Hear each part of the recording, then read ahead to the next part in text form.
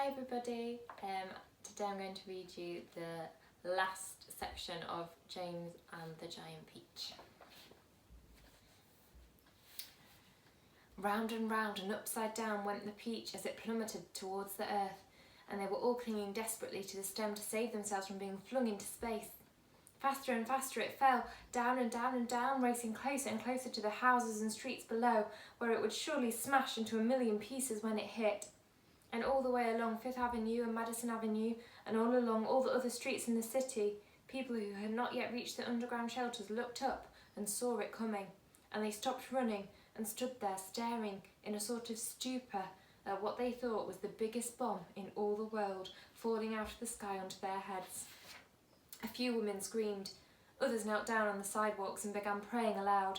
Strong men turned to one another and said things like, "I guess this is it, Joe," and "Goodbye, everybody, goodbye." And for the next 30 seconds, the whole city held its breath, waiting for the end to come. "Goodbye, Ladybird," gasped James, clinging to the stem of the falling peach. "Goodbye, Centipede. Goodbye, everybody." There was only a few seconds to go now, and it looked as though they were going to fall right in among all the tallest buildings.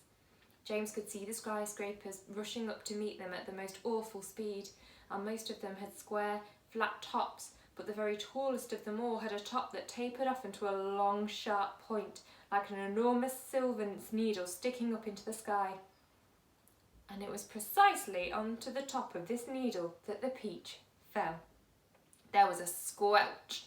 The needle went in deep, and suddenly there was the giant peach, caught in spite upon the very pinnacle of the Empire State Building.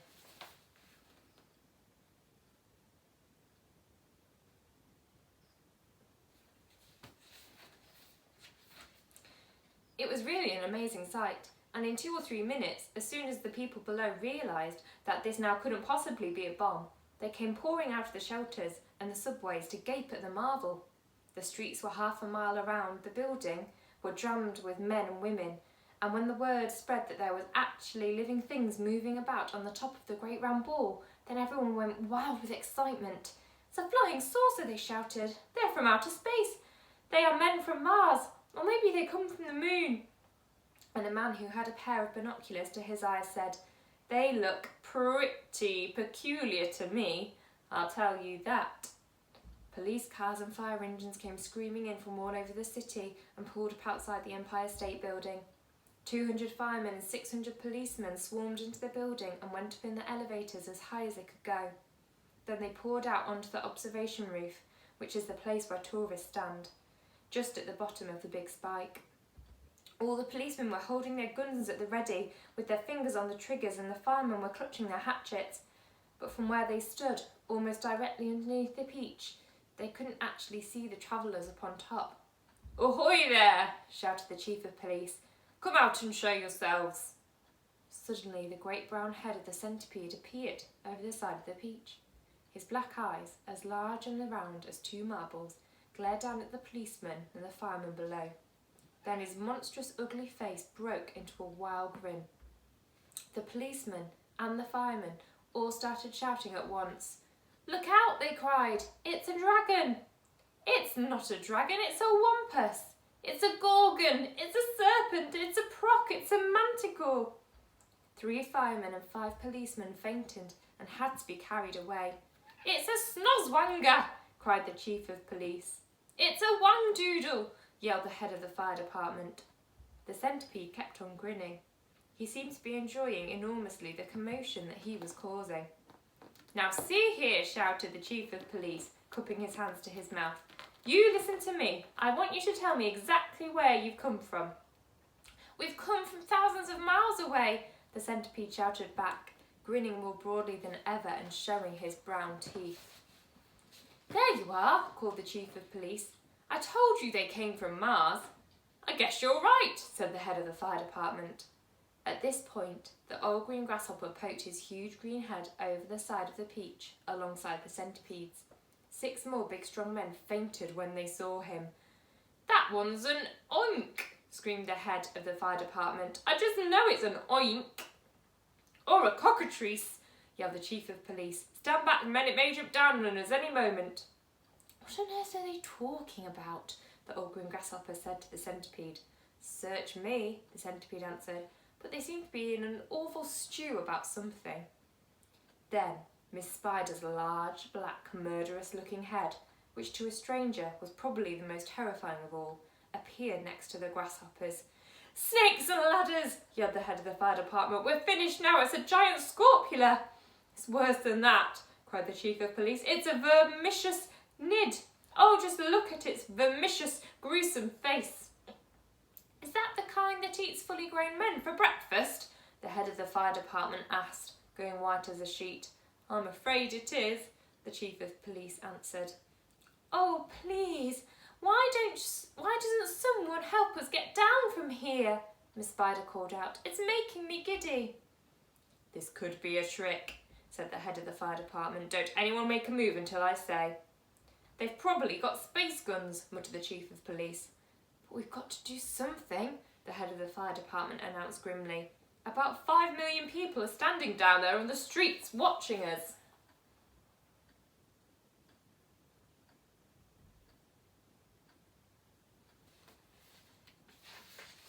Then why don't you put up a ladder, the chief of police asked him.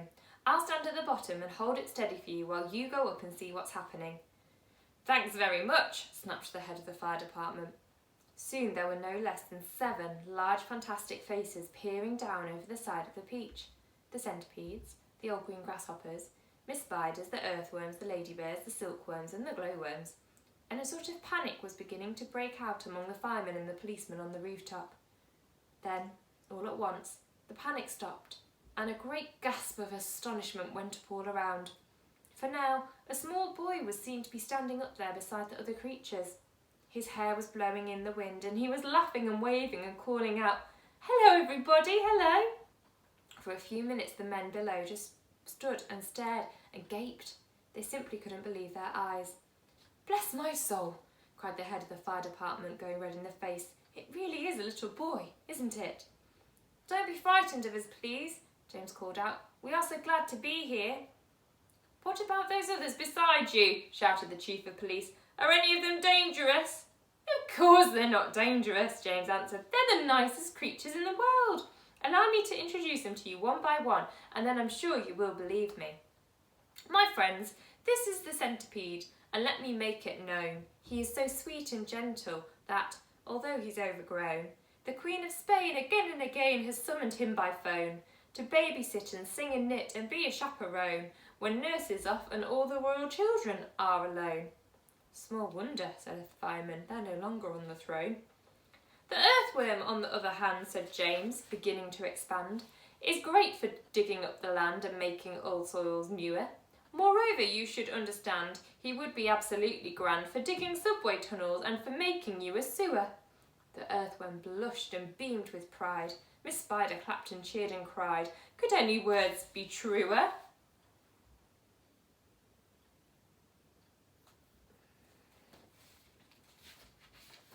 And the grasshopper, ladies and gents, is a boon in millions and millions of ways.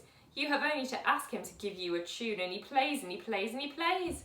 As a toy for your children, he's perfectly sweet. There's nothing so good in the shops. You've only to tickle the soles of his feet, and he hops and he hops and he hops. He can't be very fierce, exclaimed the head of all the cops. And now, without excuse, I'd like to introduce this charming glowworm, lover of simplicity. She is easy to install on your ceiling or your wall. And although this smacks a bit of eccentricity, it's really rather clever, for thereafter you will never, never have the slightest need for using electricity.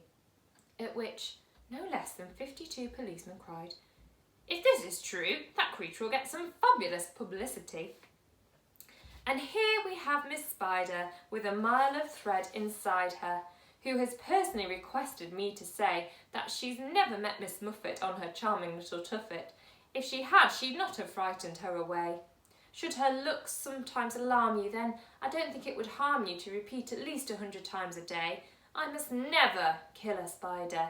I must only help and guide her and invite her in the nursery to play. The police all nodded slightly, and the firemen smiled politely, and about a dozen people cried, Hooray!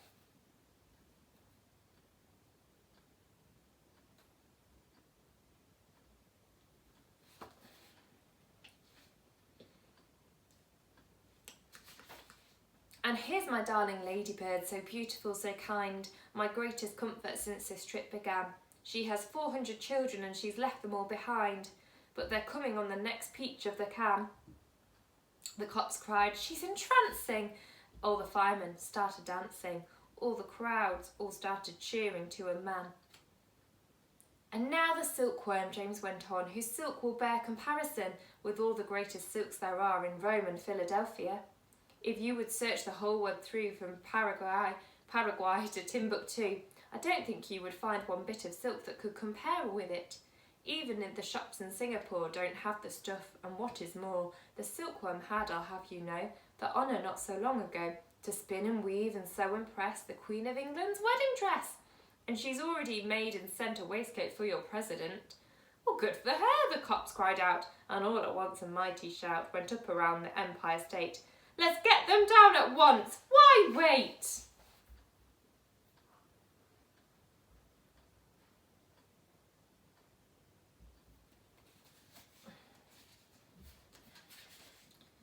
Five minutes later, they were all safely down, and James was excitedly telling his story to a group of flabbergasted officials.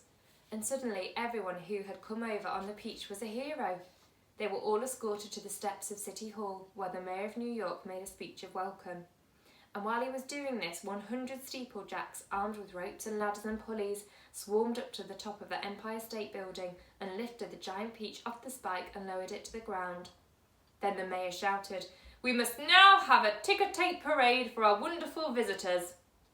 And so a procession was formed, and in the leading car, which was an enormous open limousine, sat James and all his friends. Next came the giant peach itself. Men with cranes and hooks had quickly hoisted it onto a very large truck, and there it now sat, looking just as huge and proud and brave as ever. There was, of course, a bit of a hole in the bottom of it where the spike of the Empire State Building had gone in, but who cared about that, or indeed about the peach juice that was dripping out of it onto the street? Behind the peach, skidding about all over the place in the peach juice, came the mayor's limousine, and behind the mayor's limousine came about 20 other limousines carrying all the important people of the city.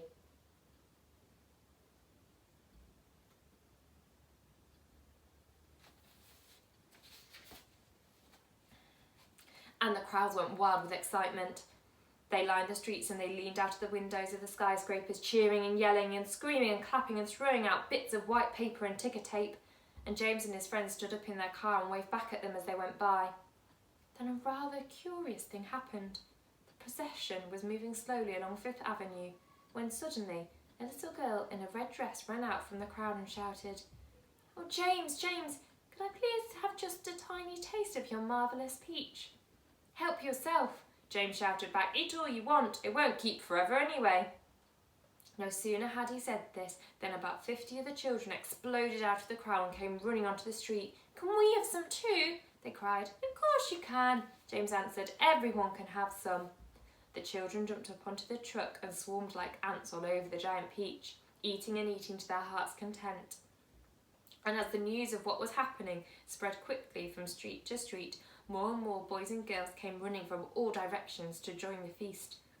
Soon there was a trail of children a mile long chasing after the peach as it proceeded slowly up Fifth Avenue. Really, it was a fantastic sight. To some people it looked as though the Pied Piper of Hamelin had suddenly descended upon New York. And to James, who had never dreamed that there could be so many children as this in the world, it was the most marvellous thing that had ever happened. By the time the procession was over, the whole gigantic fruit had been completely eaten up, and only the big brown stone in the middle, licked clean and shiny by 10,000 eager little tongues, was left standing on the truck. And thus the journey ended, but the travellers lived on. Every one of them became rich and successful in the new country. The centipede was made vice president in charge of sales of a high-class firm of boot and shoe manufacturers. The earthworm with his lovely pink skin was employed by a company that made women's face creams to speak commercials on television. The silkworm and Miss Spider, after they had both been taught to make nylon thread instead of silk, set up a factory together and made ropes for tightrope walkers. The glowworm became the light inside the torch on the Statue of Liberty and thus saved a grateful city from having to pay a huge electricity bill every year. The Old Green Grasshopper became a member of the New York Symphony Orchestra, where his playing was greatly admired. The ladybird, who had been haunted all her life by the fear that her house was on fire and her children all gone, married the head of the fire department and lived happily ever after.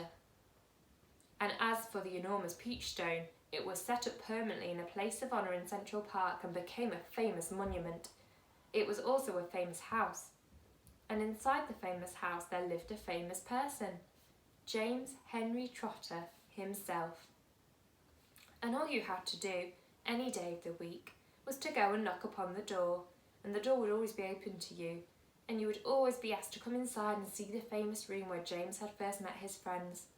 And sometimes, if you were very lucky, you would find the Old Green Grasshopper in there as well, resting peacefully in a chair beside the fire. Or perhaps it would be the ladybird who had dropped in for a cup of tea and a gossip.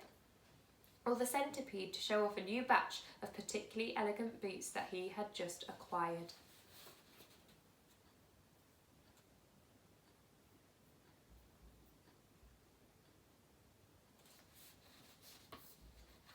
Every day of the week, hundreds and hundreds of children from far and near came pouring into the city to see the marvellous peach stone in the park. And James Henry Trotter, who once, if you remember, had been the saddest and loneliest little boy that you could find, now had all the friends and playmates in the world. And because so many of them were always begging him to tell and tell again the story of his adventures on the peach, he thought it would be nice if one day he sat down and wrote it as a book. So he did. And that is what you have just finished reading.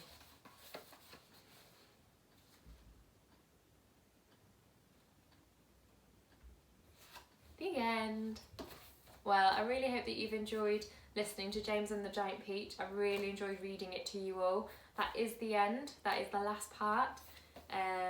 But yes, I definitely recommend reading more books by Roald Dahl if you've not read any of those already. There's loads of really great ones out there.